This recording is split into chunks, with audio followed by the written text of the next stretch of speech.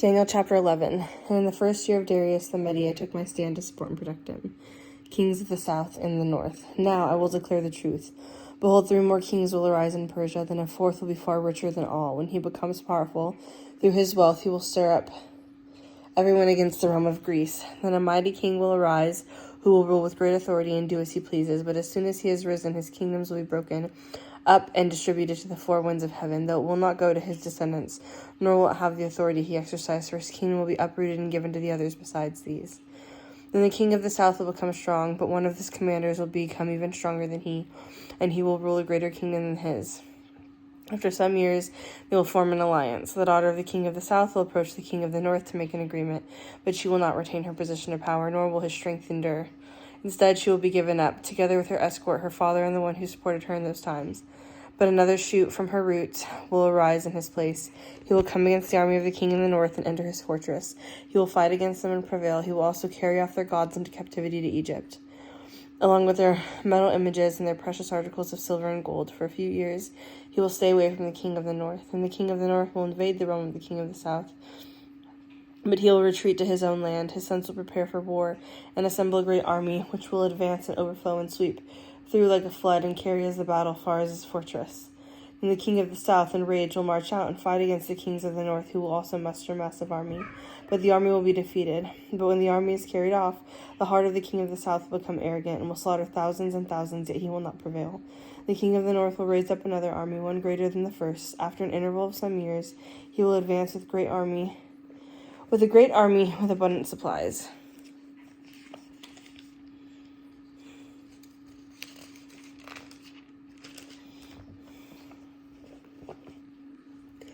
In those times, many will rise up against the king of the south. The lawless sons among your own people will raise themselves up in order to confirm the vision, but they will stumble. The king of the north will come, build a siege ramp, and capture a well-fortified city. The forces of the south will not prevail. Even their select troops will have enough strength to prevail. Not even. But the invader will do as he pleases, and no one will be able to stand against him. He will take his stand in the beautiful land and its devastation in his hand. His intention will be to come with the strength of his entire kingdom, but he will reach an agreement with him. He will give him a daughter in marriage in order to destroy the kingdom, but his plans will not succeed or help him. Then he will return his attention to the coastlands and capture many. But a commander will put an end to his insolence and pay him back for his insolence. He will then turn his face toward the strongholds of his own land, but he will stumble and fall, not to be found again. In his place will arise one who will dispatch a tax collector to extract tribute for royal glory, but within a few days he will be destroyed, though not in anger or battle. Then in his place will arise a despicable person, on whom royal honor has not been conferred. He will come in a time of tranquility and seize the kingdom through intrigue. Armies will be utterly swept away from before him and will be broken, as well as the leader of the covenant. After an alliance is made with him, he will act deceitfully. He will rise to power with small force. Without warning, he will invade the richest province and accomplish with what his fathers or predecessors were unable to do. He will lavish on them plunder, loot, and spoils. He will plot the overthrow of strongholds, though only for a while. He will summon his strength and courage against the king of the south with a great army. The king of the south will wage war with a very large and mighty army, but he will not succeed, because of the plots devised against him. Those who eat his delicacies will destroy him, and his armies will be swept away, and many will be slain in battle. These 2 kings, with their hearts bent on evil, will sit at the same table and speak lies, but to no avail, for the end will still come at the appointed time. The king of the north will return to his own land with great wealth, but his heart will be set against the holy covenant. He will take action and then return to his own land. At the appointed time, he will invade the south again, only this time the outcome will not be as before. The ships of Kittim will come against him, and he will lose heart. Then he will turn back and vent his rage against the holy covenant. When he returns, he will favor those who forsake the holy covenant. His forces will rise up and profane the fortified temple. They will stop the daily offering and set up the abomination of desolation. With smooth words, he will seduce those who act wickedly against the covenant. But the people who know their God will stand strong and prevail. Those who are wise among the people will instruct many, though for many days they will fall by the sword or be burned,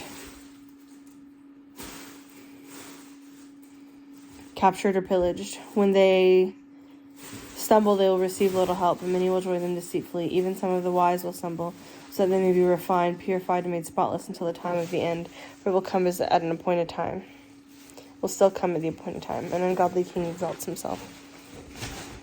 So the king will do as he pleases, exalting and magnifying himself above every god. He will even speak outrageous things against the God of gods. He will prosper until the time of wrath is completed, for what he has decided will be done. He will show no regard for the gods of his fathers, or for the one desired by women, nor will he show the regard for any god, but will exalt himself above all. Instead of these, he will honor a god of fortresses, a god his fathers did not acknowledge. He will honor with gold, silver, precious stones, and costly things. He will attack strong fortresses with the help of a foreign god, and will greatly honor those who acknowledge him. He will give them authority over many, and will parcel out land for a price. Now at the time of the end, the king of the south will attack him, and the king of the north will storm out against him with chariots, horsemen, and many ships. He will invade lands and pass through them like overflowing river. He will also invade the beautiful land. Many will be overthrown, but these will escape from his hand: Edom and Moab, and the chief of the sons of Ammon. He will extend his hand against the countries in the land of Egypt and let escape. He will gain control over the hidden treasures of gold and silver, as well as of all the riches of Egypt. The Libyans and the Cushites will also be under his feet. But reports from the east and north will alarm him, and he will set out in great rage to destroy and annihilate many. He will pitch his royal tents between the seas and the beautiful holy mountain, yet he will meet his doom with no one to help him. Daniel chapter 12, Resurrection and Judgment. At that time, Michael, the great prince who stands guard over the sons of your people, will arise. There will be a time of distress, such as has never occurred since the beginning of the nation until then. But at that time, your people, everyone who is found written in the book, will be delivered. Multitudes who sleep in the dust of the earth will wake, some to everlasting life, and others to shame and everlasting contempt. Those who are well will shine like the brightness of the heavenly expanse, and those who turn many to righteousness will be like the stars forever and ever. But you, Daniel, close up the words and seal the book until the time of the end. Then you will run back and forth, and knowledge will increase. The final outcome. Then I, Daniel, looked, and behold, two others stood there, one on this bank of the river, and the one on the other bank of the river. One said to the man clothed in linen, who was above the waters of the river, how long until the end of the wondrous things? Then I heard the man clothed in linen, who was above the waters of the river, as he raised both his right hand and his left hand towards heaven, and swore an oath by him who lives forever, saying, It is for a time, times and a half. Then, when the breaking of the power of the holy people comes to an end, all these things will be finished. Now I heard, but I did not understand. So I said, My Lord, what will be the outcome of these things? Then he said, Go your way, Daniel, for the words are closed up and sealed until the time of the end. Then you will be purified, made spotless and refined, but the wicked will act wickedly. None of the wicked will understand, but the wise will understand. From the time that the daily burnt offering is taken away, and the abomination of desolation is set up, there will be 1,290 days. Happy is the one who keeps waiting and reaches the 1,335 days, but you go your way till the end. You will rest, and then at the end of days you will arise to receive your portion.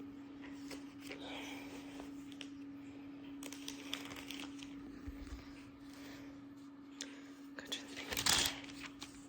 Oh, that was it. Ezra chapter 1.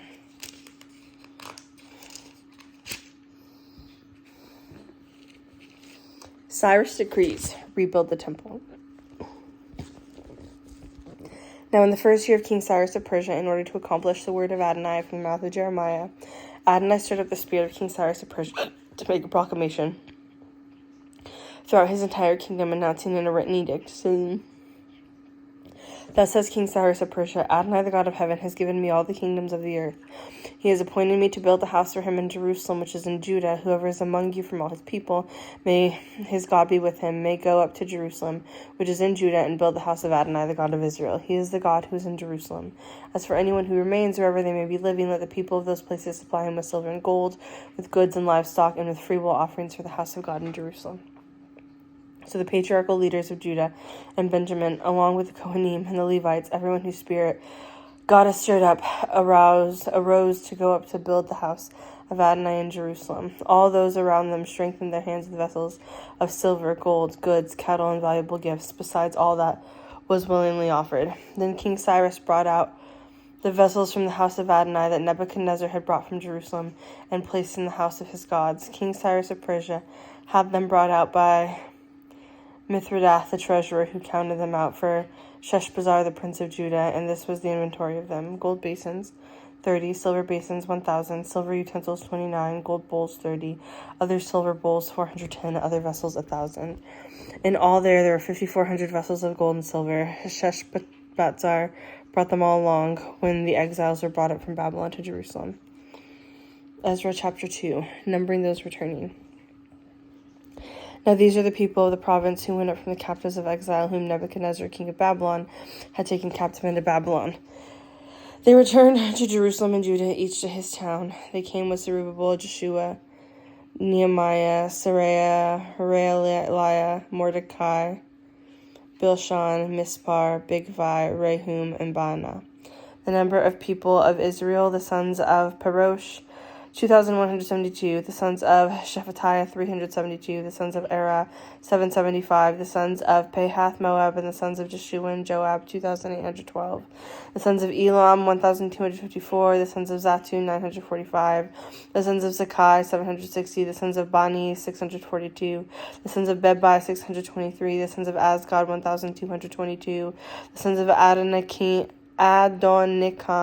666, the sons of Bigvai, 2,056, the sons of Adin, 454, the sons of Adar of Hezekiah, 98, the sons of Bezai, 323, the sons of Joram, 112, the sons of Hashum, 223, the sons of Gebar, 95, the sons of Bethlehem, 123, the men of Netopha, 56, the men of Anathoth, 128, the sons of Asmaveth, 42, the sons of Kiriatharim, Chephra, and Birat, 743, the sons of Ramah and Geba, 621, the men of Michmas, 122, the men of Bethel and Ai, 223, the sons of Nebo, 52, the sons of Makbish, 156, the sons of the other Elam, 1,254, the sons of Hadim, 320, the sons of Lod, Hadid, and Ono, 725, the sons of Jericho, 345, the sons of Sanaa,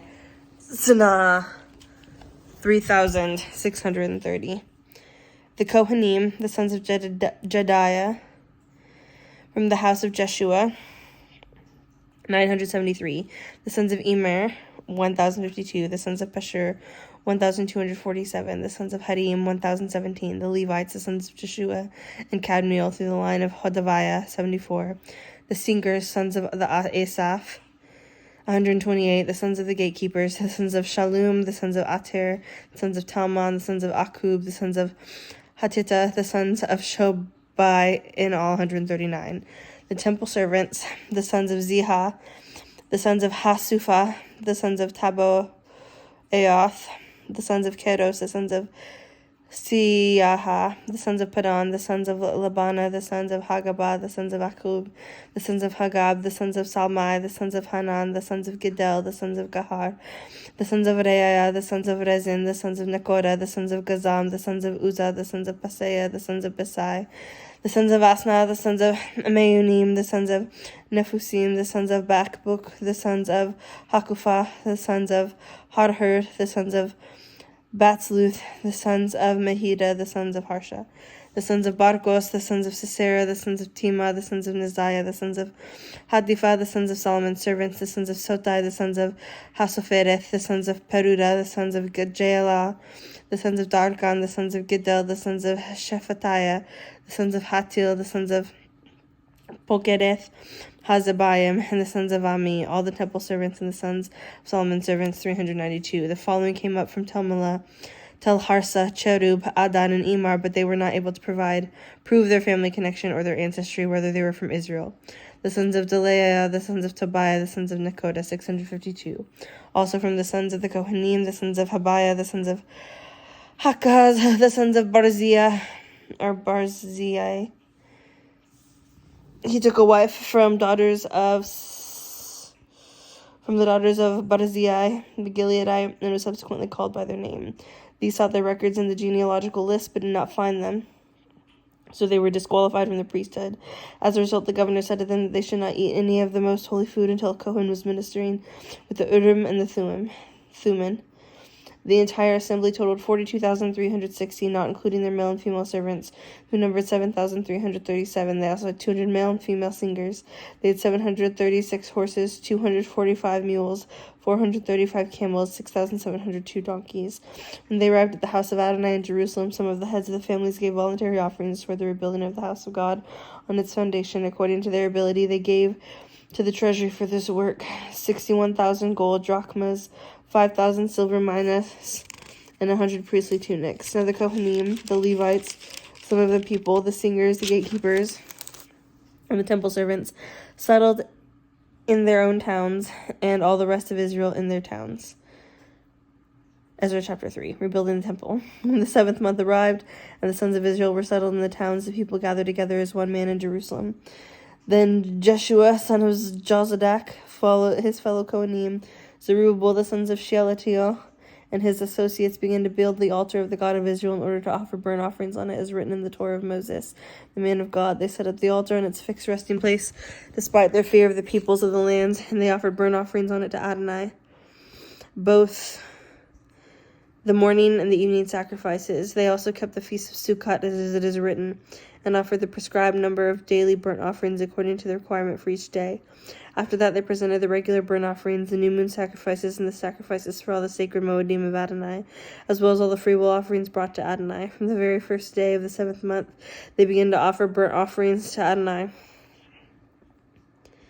though the foundation of the temple of Adonai had not been laid. So they gave money to the stonemasons and carpenters, and beverages, and oil to the Sidonians and the Tyrians to bring cedar trees by sea from Lebanon to Joppa, as authorized by King Cyrus of Persia. In the 2nd month of the 2nd year after they had come to the house of God in Jerusalem, Zerubbabel, son of Shealtiel, Jeshua, son of Jozadak, and the rest of their brothers, the Kohanim, the Levites, and all who returned from captivity to Jerusalem, began the work. They appointed the Levites from the 20 years of age and older to supervise the work in the house of Adonai.